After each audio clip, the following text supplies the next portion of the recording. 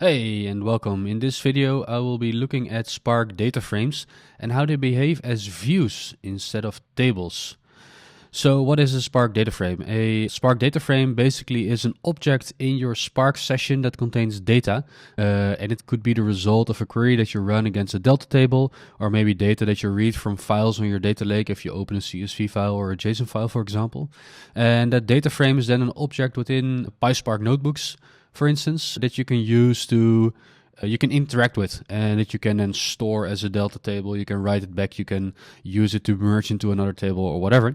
And that very much looks like it is a kind of virtual table inside your session, just like your memory tables, your hash tables are in a SQL Server database. When you, for example, run a stored procedure, you might want to create some intermediate tables, some temp tables. But it seems that the Spark DataFrame is not behaving as a table, rather it is behaving as a view. So let's look at a notebook where I created this example. This should be a very short demo, but let's dive into a notebook where I prepared this example. It should be a very short demo, but hopefully it will save you some headaches when you run into issues with your data frames behaving as views instead of as tables. So let's look at my notebook right here. So here we have a notebook. I already ran the first cell here. Let's do it again. It's less than a second.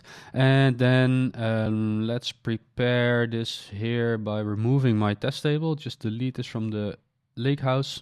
We will now create a table called test table in the DBO schema.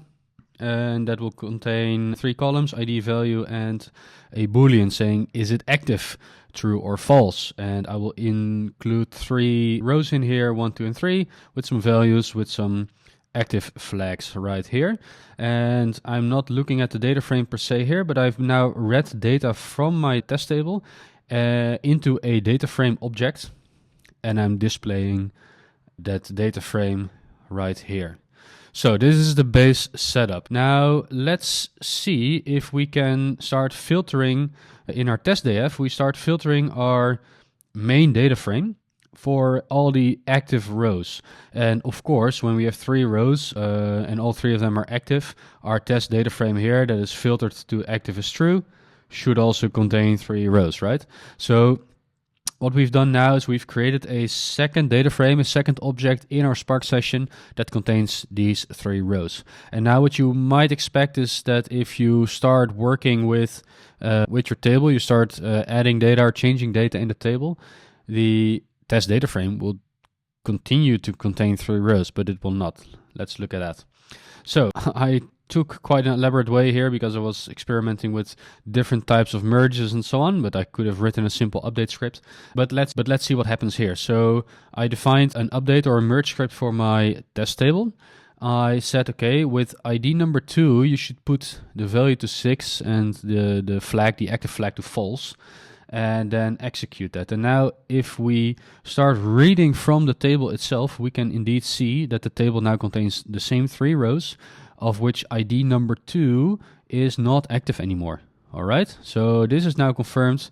There are only 2 rows active. The third one was just updated to inactive. So what happens when we now display our test data frame? And now mind you, we defined the test data frame here. We will not define that again. We will not run this cell again. And after we ran the cell, after we created our test.df data frame, we changed the underlying table without actually touching any of the data frame. So let's see what's happening in that data frame. And as you can see, only 2 rows are now being presented out of the data frame. And that means that in terms of SQL Server, the data frame is actually not working as a table, but rather as a view. So what we're going to do, we're going to create a little bit of code, and we can do so by writing SQL instead of some elaborate Python merge statement. And what we're going to do is we're going to say update dbo.test table set active is 1. That should be all right. I think it is. And now if we simply query that table and check whether that's actually updated. Test table, all right. Let's refresh this one. as well. And now we can see that indeed our table contains 3 records again. Now, what happens if we say display test df? And again, remember, we have not changed anything in our data frame right here. So this is actually pretty cool, right? I've prepared a little script in here that we can actually use to collect data out of our data frame. Let's clean this up a little bit. We call this one test DataFrame 2. Test DataFrame 2, and we will simply pick up the 3 records that are coming from test DataFrame, and we will collect them as a collection of rows, basically. And then we will display the test DataFrame 2. So let's see what's going to happen here. We will indeed now have 3 records. Now, when I go in and I will update, this time we will update in the easier way. Update dbo.test table. Set active is false, where ID is 3. All right, 1 row is affected. That's to be expected. Now, if we query our table, it should show that we have indeed 1 inactive row. That's correct. All right, cool. And now when we look at our test data frame, it indeed contains only 2 records for true. And now when we query our test data frame 2, let's see what's happening there.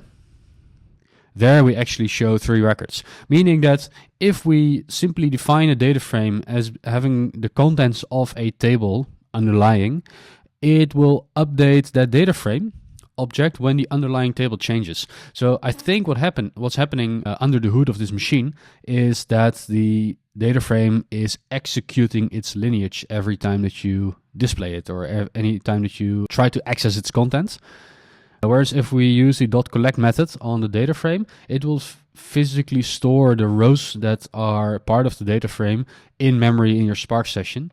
So keep in mind that the next time you are working with data frames and you cannot simply afford to have the data frame change while the underlying table is being changed, you have to collect the data, the rows from the underlying table or from the base data frame first, before you have this immutable object in your Spark session.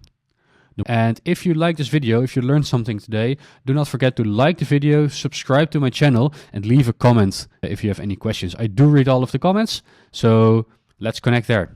Thank you and see you next time.